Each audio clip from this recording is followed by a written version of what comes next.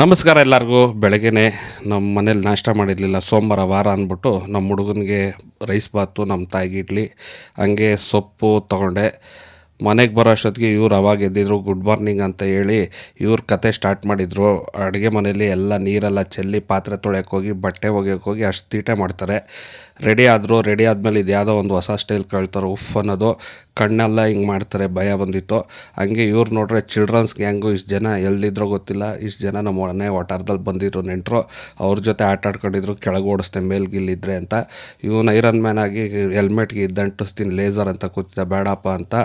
ಇವರಿಬ್ರದ್ದು fight start ಆಯಿತು. ಅಂದರೆ ಇವರಿಬ್ಬರು ಫೈಟ್ ಸ್ಟಾರ್ಟ್ ಆಗ್ಬಿಟ್ರೆ ನಮ್ಮ ಮನೇಲಂತೂ ಒಂದು ಮಾಡೋ ಅಷ್ಟು ಸುಮ್ಮನೆ ಆಗೋಲ್ಲ. ಹಂಗೆ ಮೊನ್ನೆ ಜಾತ್ರೆಗೆ ಹೋಗಿದ್ದೆ, ಅದ್ರದ್ದು ತೀರ್ಥಕಾಯಿ ತಂದಿದ್ದೆ, ಚಿಕ್ಕಣ್ಣ ಸ್ವಾಮಿದು. ಅದನ್ನು ಇವತ್ತು ಸೋಮವಾರ ವಾರ ಮಾಡಿದ್ವಲ್ಲ, ಹೊಡೆದ್ಬಿಟ್ಟು ಎಲ್ಲರಿಗೂ ತೀರ್ಥ ಕೊಟ್ಬಿಟ್ಟು ಅವರ ಸುಬ್ಬಿ ತಿಂತಾಯಿದ್ರೆ ಅವ್ರ ಅಮ್ಮನಿಗೆ ನೈಸ್ ಮಾಡ್ತಿದ್ಲು, ಕಾಲೆಲ್ಲ ಹಸ್ಕಿ. ಇವನು ನಮ್ಮ ಹುಡುಗ ಅಂತೂ ಸೊಪ್ಪು ತಿಂತಾಯಿಲ್ಲ, ಬೈದು ಸೊಪ್ಪು ತಿನ್ನಿಸಿ ಇದಕ್ಕೂ ಸೊಪ್ಪು ತಿನ್ನಿಸ್ದೆ.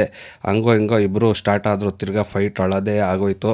ನಮ್ಮ ಸುಬ್ಬಿ ಅಂತೂ ಯಾವುದಕ್ಕೂ ಸೋಲಲ್ಲ ಪಾಪ. ಹಂಗೆ ಬಿಚ್ಚಿಗೆ ಮಲ್ಕೊಂಬಿಟ್ಲು ಪಾಪ ಬಿಸಿಗೆ.